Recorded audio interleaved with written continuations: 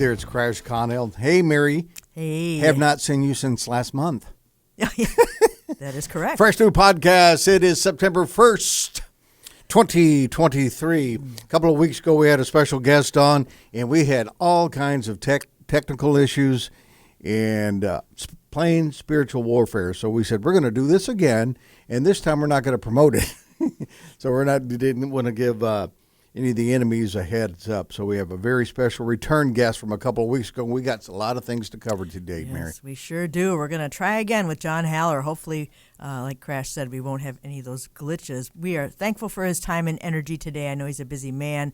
We were talking right before the program started today about all the details that are out there about prophecy. You know, a few years ago when we were still at maybe 10,000 feet and dropping a little bit on our view of prophecy, you could point, well, this is a global economy, this is a global government, this is a global, spirituality. Now there are so many details coming to light, and everything is connected. So this should be an interesting program this morning. Let's open with scripture and prayer this morning. Psalm 130, the whole thing. Out of the depths I've cried to you, O Lord.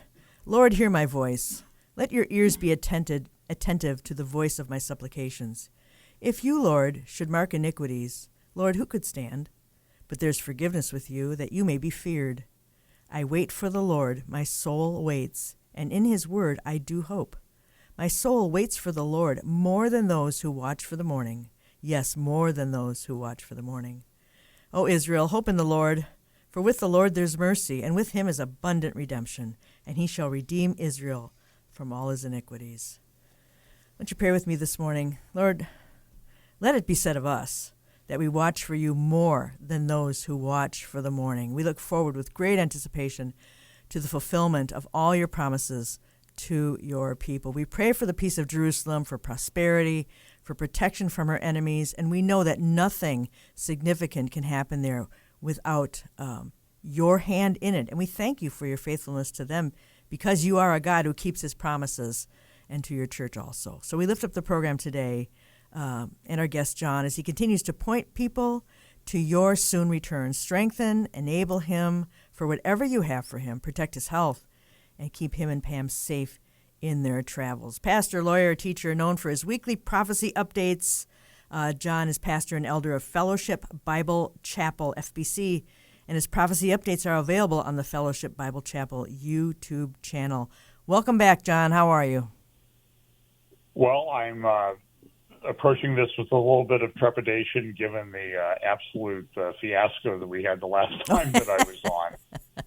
I've noticed that as I do sometimes at home, I do things at church, and I have a team that helps me, but sometimes I do things at home, and I'll post on Facebook, I'm doing a live update at 7 p.m., or I'm doing Stand Up for the Truth, on whatever date.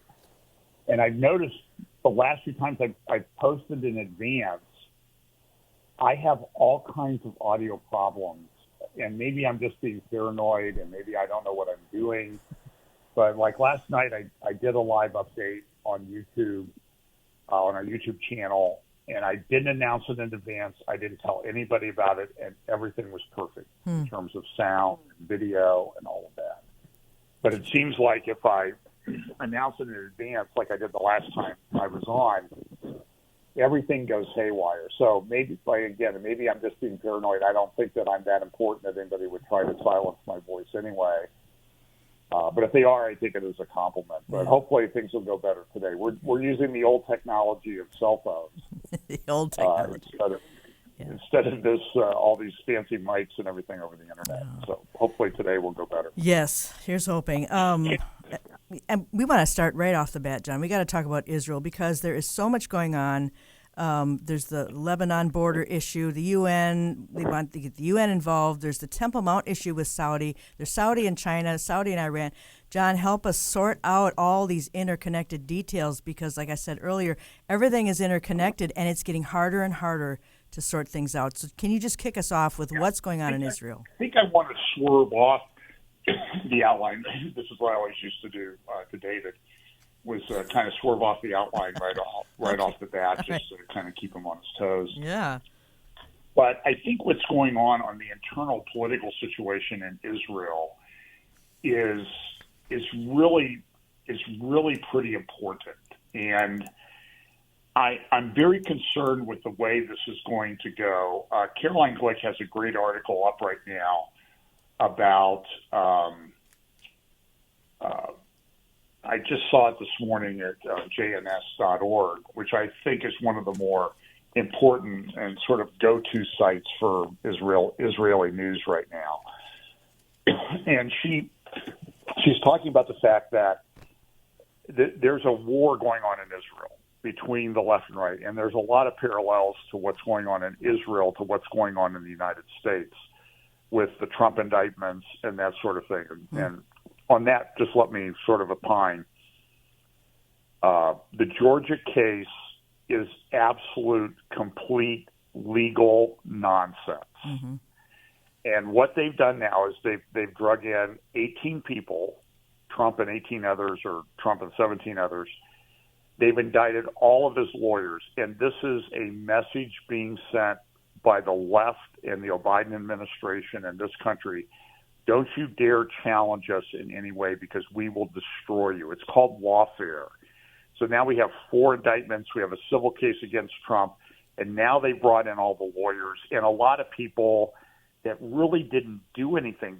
One guy was denied bail for several days, put in one of the most dangerous jails in America. And the thing that's troubling about this is that the left does not care if they destroy your life. I think we see this going on with the lady in Colorado who's being attacked. I think I may have heard you talk about that. Because she has not towed the line, and even though I don't think the state is doing anything with her, the leftists are going out there and just destroying her business. They are destroying her life intentionally. We see this happening so much. So what's happening in Israel is also a form of lawfare from the left. There is currently pending before the Israel Supreme Court, a petition to remove Netanyahu from office and effectively undo the democratic elections that were held in November of 2021 or 2022. I'm sorry. Right. And the head of the Supreme Court, Esther Hayut, she is the president of the Supreme Court. She's term limited out. I think she's turned 70, and she has to leave office in September. But the concern is that what she's going to do is she's going to maybe grant this petition under the Supreme Court, under her and some of the other leftists that have been in control of it now for about 30 years.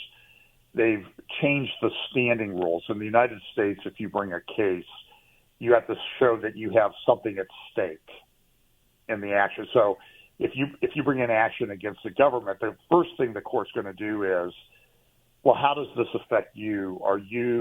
Do you have standing to bring the case? They've relaxed those rules in Israel, and anybody can bring a case. So, of course, the left is engaged in a lot of lawfare. So they've trumped up, for lack of a better term, they've trumped up some indictments against Netanyahu that are incredibly weak. They've violated the law using some software and surveillance. I mean, a lot of this sounds very similar to what's going on here in the United States. Yeah. And they brought these indictments against Netanyahu, and the interim court, the trial court, called the prosecutor and Netanyahu's attorneys in a couple of months ago and said, prosecution, you're not making your case. Your case is, you haven't made the case. I think you need to resolve this in some fashion. Now, what the leftists wanted to do to resolve the case is to get Netanyahu to agree to resign and never run for office again. That's the main goal. But now they have this petition. They entered into some agreement with the indictments, and he's not been convicted of anything. That's the important thing. He's just been indicted. And so now they're taking that and they're saying, well, you have a conflict of interest in engaging in any kind of judicial reform. You violated your agreement on the conflict of interest thing, so you should be removed from office.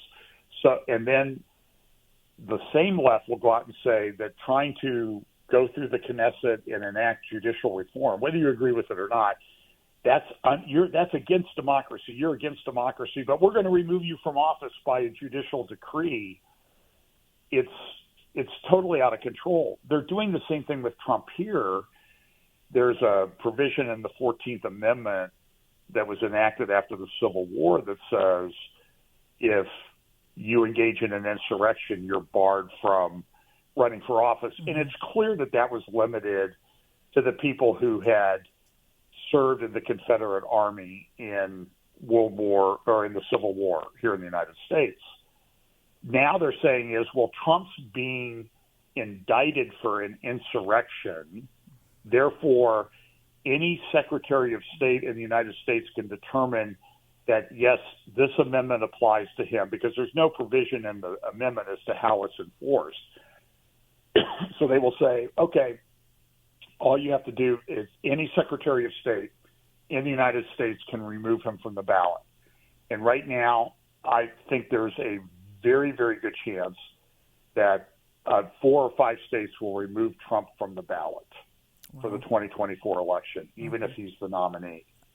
This is just insanity. Yeah, it really is. So I think you need to watch the political situation in Israel, because the enemies of Israel in the states surrounding Israel, like Iran and Syria and other countries, are watching the political situation and saying, okay, now may be the time for us to move against Israel because Israel is weak.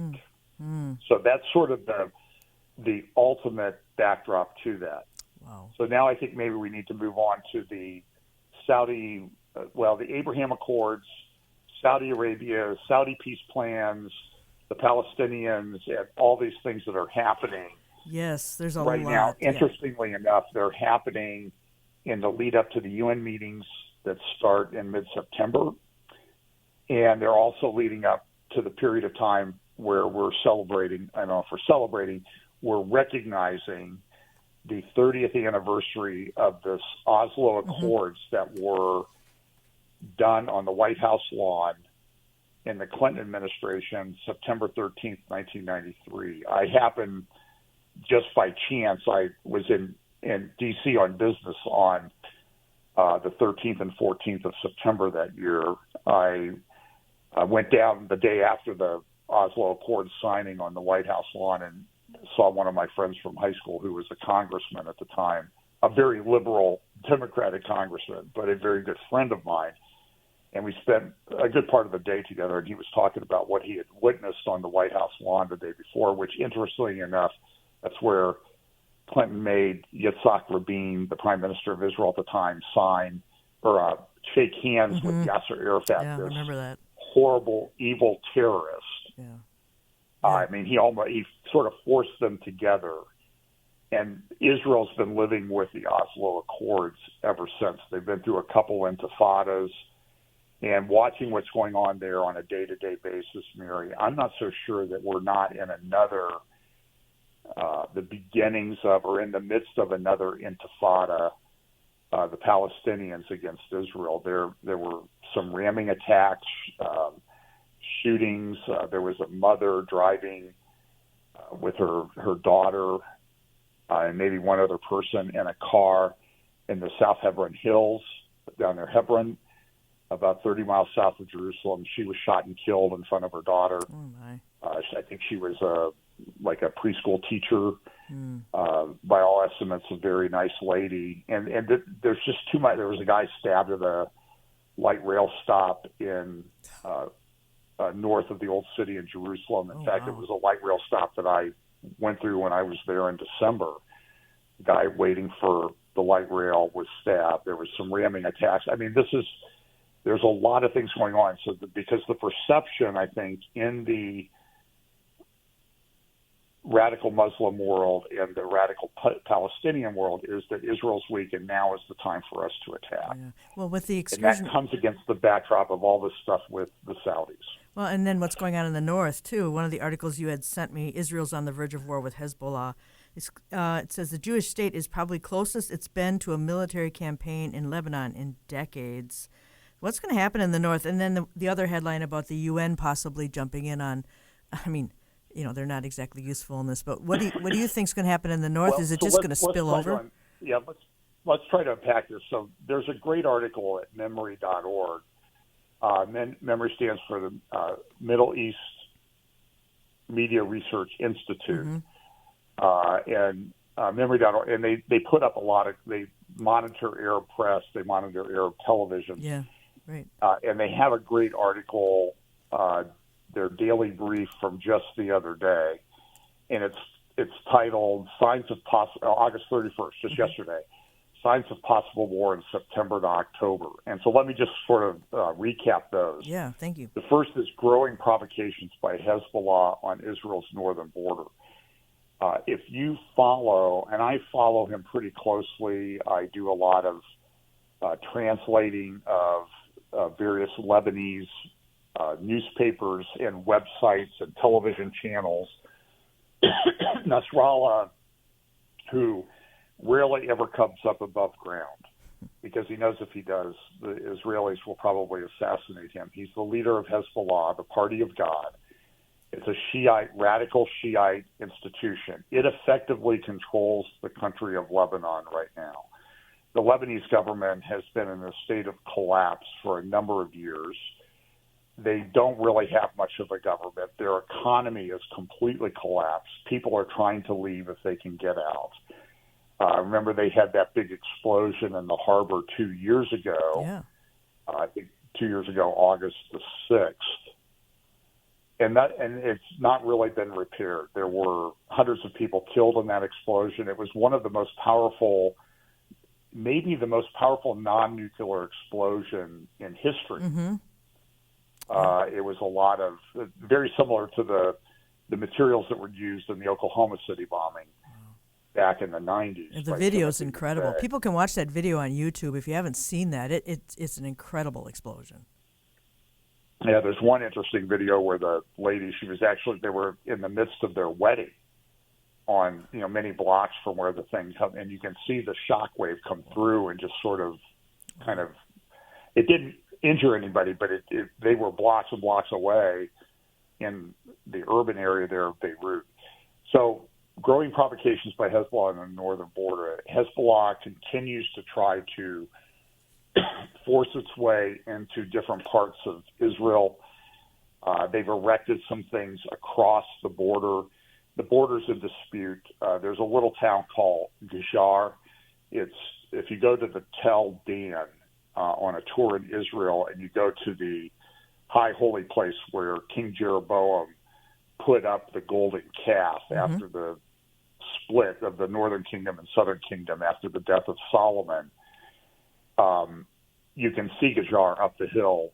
I think it's probably 2 miles away. It's been part of Israel for a long time. Then the UN came in and said, well, we need to divide the city and make it half Lebanon, half Israel. So what Hezbollah did was to sort of feel out Israel and how they would respond. They erected some tents on the Israeli side of the border. And that... so they continually they're coming across that there's tunnels and that type of thing. If you really want to follow what's going on the northern border, Alma Research in Israel does a fantastic job. Okay. Israel-alma.org. Israel-alma, ALMA.org is the website. Okay. And they put up different reports all the time, mostly focused on Hezbollah and what's going on in the north of Israel.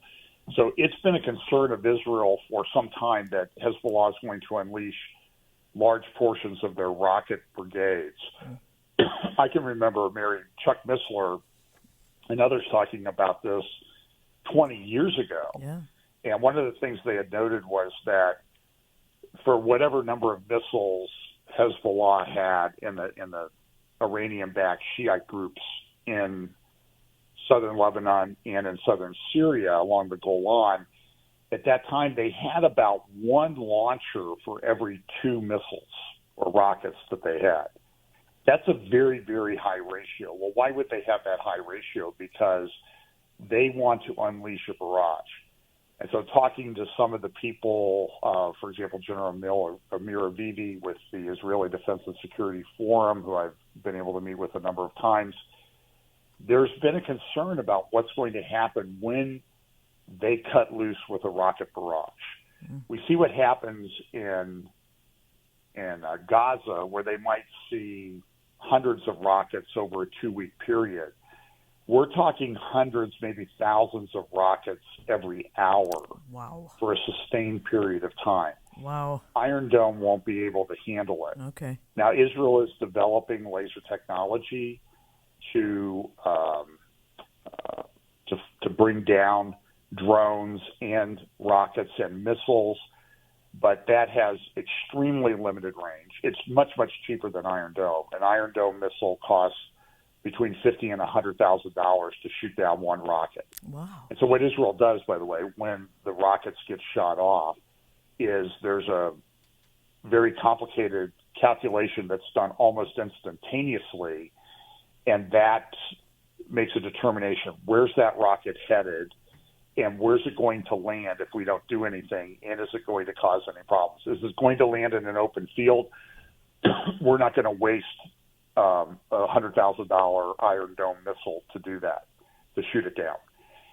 But when they get faced with the barrage, so like I said, they have laser technology. Raphael, the company that's developing the laser technology, just came out the other day and said, hey, we think that within 1 or 2 years we'll have operational laser technology. Well, so what does that do, though, is that gives Hezbollah the window that they have to operate in. And so they've been building up for this for a long time. Mm-hmm. So when Gallant announces, he's the defense minister of Israel, he announces a couple weeks ago, look, Hezbollah, if you do anything, we're going to bomb you back to the Stone Age. I read that. That's quote. been the consistent position of Israel. There Yes. was the Israeli Air Force guy at the Hezbollah conference in 2017 who said, listen, if we have to do this again with Lebanon, you're going to see, I'll paraphrase what he said since it was in Hebrew, you're going to see shock and awe in the first 20, we're going to do in 24 to 72 hours what it took us 37 days to do in the Second Lebanon War in 2006. Mm-hmm. It will stun the world. So they've been talking about that for 6 years now. Mm. So Gallant comes out and says, if Hezbollah, if you do anything, we will bomb you back. We will take you back to the Stone Age. Mm. Now, Hezbollah, through Nasrallah, came out almost immediately and said, yeah, well, we're taking you to the Stone Age. But the best analysis that I can see is that Israel will have to gear up with all of its reserve forces. They'll have to get them to the front. They're doing a lot of exercises now, so I think they're already building up for this. But they expect a lot of casualties in the first days of that war. Maybe as many as 18,000 Israelis killed in the armed forces and in the civilian population. Well, Gallant is the one. But that's a smidge compared to what Israel's going to do to Lebanon. Yeah. Well, because listen, this is an existential threat to Israel, and Israel is going to say, "We never again," is their statement. Mm-hmm. We are not going to do that. When you look at, I think I sent you some pictures from different websites in Turkey and Iran and mm-hmm. elsewhere about how the Muslim world views Jerusalem and the Temple Mount, and particularly the Dome of the Rock. Now, the Dome of the Rock on the Temple Mount in Jerusalem is not a mosque. It's a commemorative building. It is claimed within Islam that this is where Muhammad came and made his night journey to heaven from the rock under the Dome of the Rock. It is pretty clear that is a myth that was totally created by Islam. And as Israel has come back into the land, it is a myth that has gained more credence and traction. In 1924, the Muslim Waqf, WAQF, which oversees the Temple Mount. It's interesting, 100 years ago, December 8th, I think, 1917, 106 years ago, the British came into Jerusalem and kicked out the Ottoman Turks. They remember that day. It's interesting, though, that Donald Trump, 100 years, just almost exactly 100 years to the day that the British Empire came into Jerusalem and kicked out the Ottomans, Trump came out and announced, I'm moving the U.S. Embassy to Jerusalem. That set off a firestorm in the Islamic world, particularly in Turkey and Iran. Turkey immediately convened the Council of Islamic Countries in Istanbul. They issued a report. I sent you, I think, the front page of the newspaper from the Yeni Safek newspaper in Turkey, which is probably the main mouthpiece for the, I would call him a dictator, Erdogan, who runs Turkey, has for 20 years now. I follow Erdogan is like 2 days older than I am, so the guy's truly a contemporary of mine. But he and they issued this thing: we've got to deal with the Quds issue. They call Quds the city of Jerusalem, and they call the whole area now the Al-Aqsa compound, whereas before it was just the Al-Aqsa Mosque that's on the southern part of the Temple Mount, the Dome of the Rock being in the middle, the golden dome that you see in all the photographs. But they put this in their imagery. And around the same time, Khomeini, the leader, the Imam, who is the supreme leader of the Islamic Republic of Iran, published a number of photographs around this time on his website, things involving the Temple Mount, pictures. One of them was a thing that said, you see all the people praying, all the leaders of the Islamic parties, Hamas, Hezbollah with the Dome of the Rock in the background. This is from 2020, and they say, we will pray in Al-Quds. And then around the time that they also published a thing called Palestine Will Be Free, and they called it the final solution. And there's no mistake in the language that Khomeini chose to use, or the people who put that up on his website, that this is kind of the core issue in the Middle East to them. This is where they think it all ends. And so they think this is where their Mahdi is going to come eventually, and he's going to lead armies to Jerusalem and take them out. You also saw in 2017 in that Yeni Safek that the Turks published a map of the Middle East, including the Mediterranean, Northern Africa, Asia, and Europe, and all of the Islamic countries were in green, from Somalia all the way to the west coast of Africa, all the way up into Central Asia, and you see tanks, missiles, submarines, ships, airplanes, jets, fighter jets, all pointed at Israel, which is in red on the thing. It's a map that if a Bible prophecy teacher made it up. John, we're at that point. We're going to have to take a break, and we can come back to this signs of possible war in September, October. I want to talk a little bit about the High Holy Days. We all kind of hold our breath a little bit when the fall holidays come along, wondering if this is going to be the time of some major incursions over in Israel. You never know, but there's always a possibility of clashes over there. Also, there's a headline here, don't let Saudis have any role on the Temple Mount. Put Israel in charge. Well, I like that quite a bit. So we will be back in 2 minutes after we hear from our sponsors. So stay with us.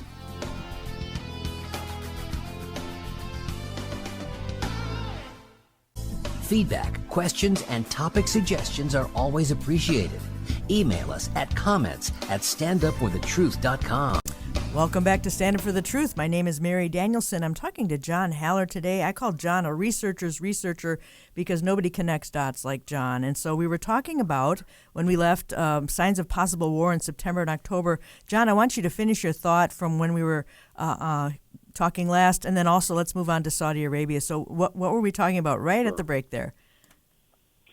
So what we were talking about was, if you took this map that was in Yeni Safek, Erdogan's main mouthpiece newspaper in Turkey, and you put up a map of all the tanks and missiles and subs and everything coming against Israel from all of these countries, if a Bible prophecy teacher did that, people would say, well, you're crazy. You're a nut. That's Ezekiel 38:39. You're just making that up. Right.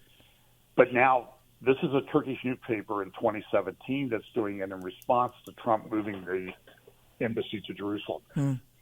And by the way, on the Temple Mount, in 1924, the Waqf published a tourist guide, and it said, there's no question that this is the site of Solomon's temples.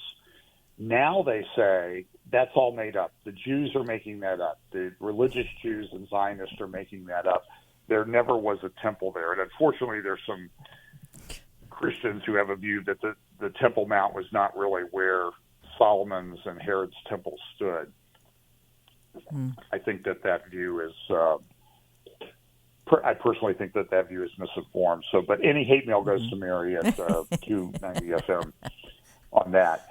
But so let's go to the Saudis, because the Saudis is interesting from a historical basis. The Saudi country came into existence about 1932. It was about 5, 6, 7 years after they were founded as a country that they discovered oil in Saudi Arabia. So they went from a desert, nomadic, tribal family, the Sauds tribe, to what is now the wealthiest family on planet Earth. I mean, they're above the Rothschilds and industrialists and the Walmart people and that type of thing. They're close to double the next richest family on the planet. Oh. They control wealth somewhere around $1.5 trillion. And they have a crown prince who's very ambitious. He's described as ambitious and ruthless. And I think he's trying to make his mark. He has the city Neom that he's building. It's 100 miles long. It's a narrow city. I forget how far across it is. Probably maybe a little over a quarter mile across, 100 miles long, 1,500 feet tall. He's building this thing called the Mukaaba, or the Mukab in Riyadh, that's also 1,500 feet tall. And in the interior of that, it's going to be a lot of AI stuff. And when you look at the cutaway version, he has like what looks like the artist representations of the Tower of Babel that we see in various artist representations of the Tower of Babel. So he wants to be in control. The Saudi family is known, the royal family, the king is known as the keeper of the two holy mosques in Mecca and Medina, the two holiest places in Islam. There is a theory that, of course, the third holiest site is at the Temple Mount in Jerusalem, but the Crown Prince has allowed publication to be made of Islamic scholars debunking that. And there's also been recent publications in Jay and elsewhere that the Saudis want to reconfigure who's in control of the Temple Mount. Israel took the Temple Mount back in 1967. It was under the control of the Jordanians and the Islamic Waqf at the time. Within a week, Moshe Dayan had given it back to Jordan and the Waqf.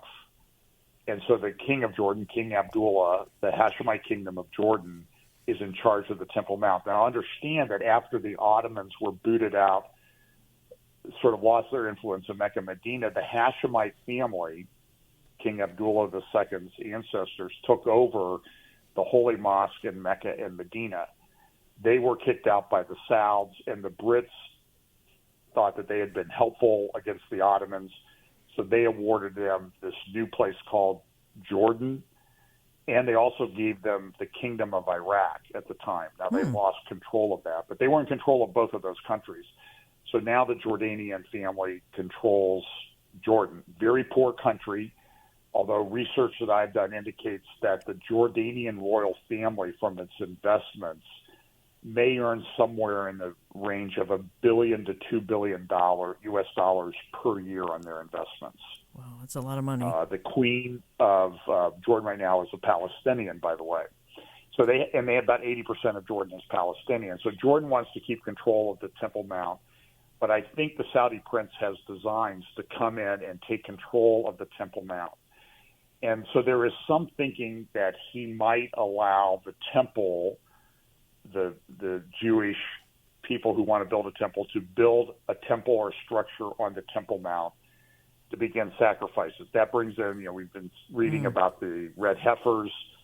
There still appears to be maybe one of those that were brought actually from, I believe, Rockwall, Texas, where I did the conference last weekend with Tom Hughes and Hope for Our Times, to Israel, that they're still qualified to be sacrificed, and the ashes of the red heifer will be used in ritual purification ceremonies, so the Jews could go to the Temple Mount, to the temple, and for the priests and everything. So that's all in play right now. So now what's happened, though, is that the Saudis still have a lot of oil. They're still, I think, the second biggest oil producer on the planet, behind the United States and just ahead of Russia. They control a lot of oil. They're very, very wealthy. They want to do a lot of things, and they have their own Vision 2030. Just like the UN has their Sustainable Development Goals, the Saudis have their Vision 2030 to transform the kingdom. They have a thing called the Financial Investment Initiative Institute, FII Institute, and that's been one of the main organizations on the planet pushing ESG to get people to back off from oil. Now, why would they do that? Well, when other countries stop producing oil, the Saudis produce, their price of oil goes up, and they make a lot more money. And they have lifestyles that they have to support. Crown Prince has a $500 million yacht. He has a $500 million home in the south of France. So it takes a little bit of money and cash to maintain that. So the Crown Prince has been called ruthless. If you remember, when he first came into office, Trump went to Saudi Arabia on his first foreign trip because the Saudis are an important ally to the U.S. When we were changing off of the gold standard, there were agreements reached with the Saudis that the Saudis would agree to only sell their oil in U.S. dollars. Right. That really helped cement the U.S. dollar as the reserve currency of the world. Now we have a government in place, the Biden, as I like to call them, the Biden regime in Washington, that has come out and they said, Netanyahu's government is an evil government and the Saudis are a pariah state. Now they want to make some kind of peace agreement between Israel and Saudi Arabia. I don't know that our government has that much influence, but the Saudis see the rise of Iran and the support given, the tacit and sometimes explicit support given by our government to the Iranian government. Remember, we just had this hostage deal where the Iranians were given $6 billion. That followed probably $160 billion given at the end of the second Obama administration. This is now the third one. And they gave them, you can only use it for humanitarian aid. Well, okay, so they get $6 billion for humanitarian aid. Then they take the $6 billion that they have earmarked for humanitarian aid, and what do they do with it? They put it towards uranium enrichment, terror funding their proxy groups in Lebanon and in Syria along the Golan border. Again, go to Alma Research and you can find the maps that show the terror groups, the Iranian-funded terror groups. And at some point, this is going to break loose. So the Saudis have come in and said, well, we could manage the Temple Mount better than the Hashemite Kingdom of Israel. About a year ago, there was a very interesting development. It first came out in Al Arabiya, and then it followed within a day in the Wall Street Journal, talking about perhaps a peace plan in the Middle East that has been referred to in a lot of press, and I'm about the only one who talks about it. So, and we always talk about this covenant and peace agreement and everything, but then when something real happens, everybody says, well, that can't be it. Well, maybe it is. And these things happen, as I said in my talk in Texas last week. All of these things of Bible prophecy seem to happen gradually then suddenly. And I think we're in the suddenly phase of a lot of these things potentially coming about. Yeah. So the Saudis want to control the Temple Mount, and I think sort of the consolation prize that they may suggest, they seem to be suggesting, is giving Jordan control of the Palestinian areas. Now, in just the last day, the Saudis came out and said, hey, Israel's kind of cut off funding for the Palestinians. Mm-hmm. So the Palestinians have come out with a list of things that they want to have happen, and they want formal recognition by the UN, and maybe this month, of the Palestinians as a state. I think the Saudis are trying to stop that. Yeah. I think the younger Saudis are tired of the Palestinians just taking money and causing problems. The Saudis have said, okay, listen, we'll replace the funding that you're losing, Palestinians, but you have to stop what you're doing in Israel right now. You need to calm everybody down and get control of the situation. And so we may make Israel give up some of their settlements. Now, I don't think anything formal is going to happen until the king dies. The king is King Salman is very pro-Palestinian. Okay. But it appears that Mohammed bin Salman is sort of approaching this a different way.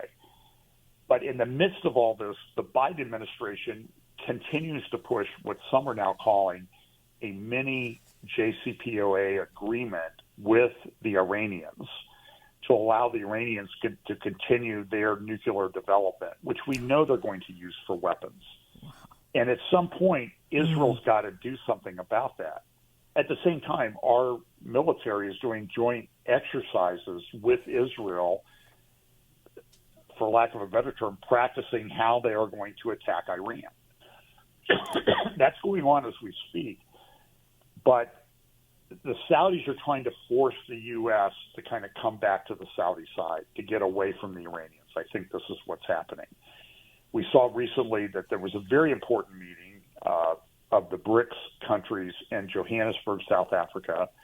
The BRICS countries have been around for at least a decade. There's always been this thinking that, well, these are, their economies aren't that great.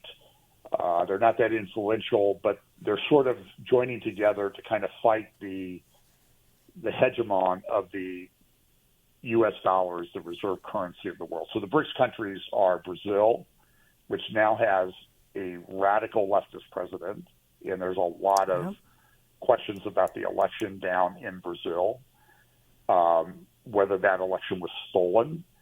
Mm-hmm. Sounds familiar, doesn't it? Mm-hmm, indeed. And then Bolsonaro's been barred from running for office down there, the former president or prime minister president. That's right. He's been barred from running for office for at least 8 years.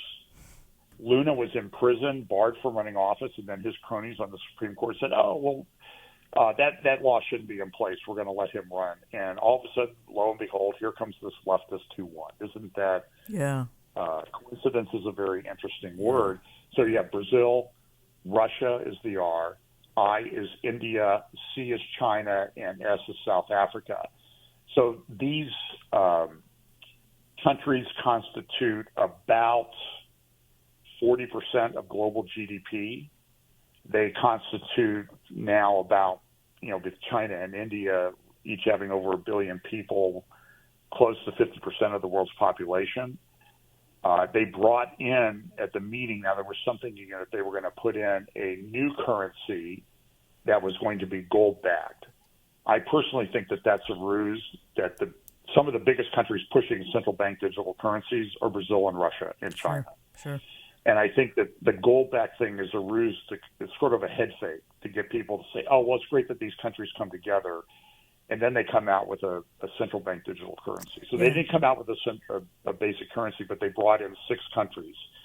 Egypt, it's kind of a poor country. Ethiopia, it's one of the 10 poorest countries on the planet. No big deal. They brought in Argentina. Argentina's had a lot of economic problems over the years. But then they brought in 3 other countries, the United Arab Emirates, who have entered into a normalization agreement under the Abraham Accords with Israel 3 years ago.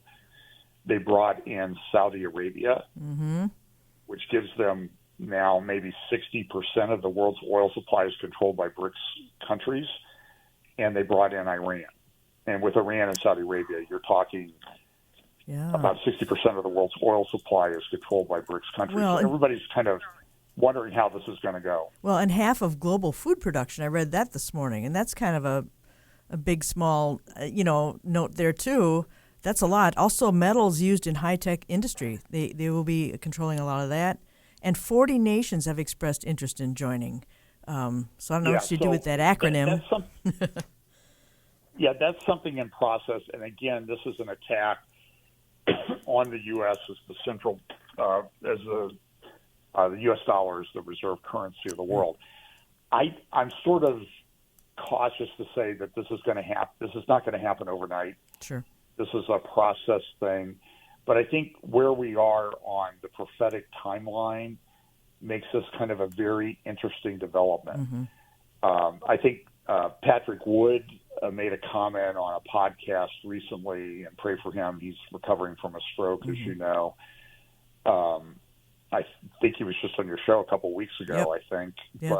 Or he had a stroke right after he was on your show, I believe. But he made a very interesting point. Now, Patrick is big on technocracy. He's traced the history of technocracy from the Dulles brothers and Columbia University, and Zbigniew Brzezinski was the national security advisor under Carter, and then very influential on the Clinton administrations as well as a foreign policy advisor. And this technocracy thing has been going on for a long time. Just as an aside, I'll give you an interesting sidebar on this. There was a guy in Canada who is a big technocrat. This is an economic system that they want to put in place. They don't believe politicians know what they're doing. We're the technocrats. We're the scientists. We should be in charge of everything. Okay. One of the big leader of the technocracy movement in Canada was a guy named Handelman. And it was so bad in Canada. Canada was so concerned about it that they legally banned the technocrats. Handelman got upset and he moved to South Africa. His grandson has a fairly well-known name now. His grandson is Elon Musk. Fairly well-known. Wow. The richest person on the planet, richest individual on the planet right now. So it's just very interesting how this thing kind of cycles back around. And as I said, these things happen gradually and suddenly. So Patrick made a very interesting point about the mark of the beast, because we're always concerned about central bank digital currencies. What's the mark of the beast? How is this going to be implemented? I don't think we know yet, but Patrick made a brilliant point. When the abomination of desolation, it appears that the mark of the beast comes after the abomination of desolation that Jesus talked about in Matthew chapter 24. And after the abomination of desolation takes place, people in Jerusalem are told, flee, get out of there, run for your lives. But they institute this mark of the beast. But the Antichrist and false prophet who institute this mark of the beast, they don't wait until the abomination of desolation takes place. And then they sit around and say, okay, now what could we do to control the world economy and human beings and sort of make them worship us? The system is going to be in place, and they're essentially going to be at a place where they just have to flip a switch. So I think all of these things that we see coming together, the climate change, the 15-minute cities, the C40 cities that have come out and said, well, we want it to be where you won't, by 2030, you won't eat meat. And you only have the ability to take one flight every other year on a short-haul flight. And they want to control everything. This system is being put into place. And so eventually it's going to be to the place where this false prophet and Antichrist will just sort of flip the switch. So I do think all the things that we see going on with climate change, central bank digital currencies, artificial intelligence, on and on and on, all of the things that, I talk about, Patrick Wood, Alex Newman, J.B. Hickson and everything, this is all coming together. Again, we've passed the gradually stage, and I think we're in the suddenly stage. Yeah, we really are. And I wanted to talk to you real briefly about Saudi Arabia as far as the petrodollar agreement. They also, part of that was that the U.S. would protect them from any Russian invasion. I found that very interesting because now Sheba and Dedan, Saudi in Ezekiel? Yeah, in Ezekiel 38, I think it's verse 13, talks about when this invasion occurs against Israel from the north. And we don't know when this invasion is. Some people think it's before this last 7-year period of history. Some people think it's at the beginning. I'm more inclined to think it's towards the end. That's just my assessment. But by the way, that doesn't mean there aren't going to be other wars. That doesn't mean there's going to be a war between Israel and Hezbollah. Right. Well, but Saudi sits back and says, "What are you doing here? Have you come to take a spoil?" And I found that interesting in light of the petrodollar agreement, which kind of, I guess, is on the wane, right? Because the whole petrodollar thing. Israel. Go ahead. Israel is very wealthy, and I forget who talked about it at the conference. Might have been Andy Woods. Talked about, there's talk about where's all this gold that they had for the Temple of Solomon, and there's some thinking that they're getting close to discovering that. And the central banks all around the world have been buying up a lot of gold reserves over the past 2 years. Yeah, I've heard that. Because there might be something going on. Now, gold's always been a storage of wealth. And there's some thinking that if this gold is found in Israel, this would be earth-shattering in financial circles if that much gold was discovered. And some people think that it's hidden there and that it's just waiting for the right time to be discovered. But people are talking about it now. We know that Israel's also developed a lot of gas reserves in the Eastern Mediterranean. That is given Israel a huge economic advantage in that they can supply their own gas. They don't need to rely on anybody else. Right. And they can run these huge desalination plants to give Israel plenty of water. And a lot of countries in the Arab world don't like that. But now, I don't think Israel's discovered more gas than anybody else on the planet has. It's clear that I think the biggest gas reserves on the planet are in Russia and probably the United States. But they have an important thing, and they could help supply Europe with gas if they could get it there, but they can't get it there right now. So they're using it themselves, and their economy is one of the best in the world. Their real estate, I was talking to somebody buying a home in Jerusalem, a friend of his buying a home in Jerusalem, and the prices are, like 1,000 square foot apartment is going for like $750,000 US. It's just ouch, insane. I mean, it's similar to the housing run up that I think is still going on here just because of a shortage of housing stock. Right. So even though interest rates go up, housing prices seem to be hanging in there in many places. So very interesting times. I mean, I think if I could just give like one overarching theme to what we talked about today is how interconnected everything is. Yeah. So we talk about Saudi Arabia, and I think sometimes I would like to have somebody maybe we get AI to do sort of a mind map of the discussions I have on Stand Up for the Truth to show all the rabbit trails that we go down and how maybe they circle back around and connect to something else that we didn't think about when we started talking. Yeah. Well, hey, John, we got 1 minute here, then we got to wrap it up. 1 minute. So anyway, look, these are exciting times in which to live. Jesus said when the disciples of the first coming, you ought to consider yourself blessed that you live at this time. Oh, amen. And I think that we ought to consider ourselves blessed that we live at this time as well. Yes, and to take advantage of every opportunity to share not only just prophecy, but the hope that is within us. I mean, sometimes people, they tune out. They think that this is all hopeless and there's nothing more to know or understand. But there is so much more to understand, and point people to the times. So incredibly important. And I want to remind people of the Great Lakes Prophecy Conference. Watch and be ready, September 8th through the 10th. We have Chris Quintana, Curtis Bowers of the Agenda video series, Pastor Jeff Sowald, Calvary Chapel, Madison, prophecy scholar Tommy Ice, author and speaker David Fiorazzo, and special music from Bruce Carroll. The cost is $35 per person, and you can register at ccappleton.org. You can pre-register if you'd like. Pre-registration closes on Tuesday.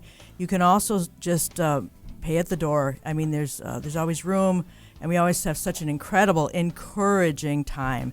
So we're going to wrap it up here. John Haller, thank you so much. We always get so much information from what you share with us. God Thanks, bless you, Mary. brother.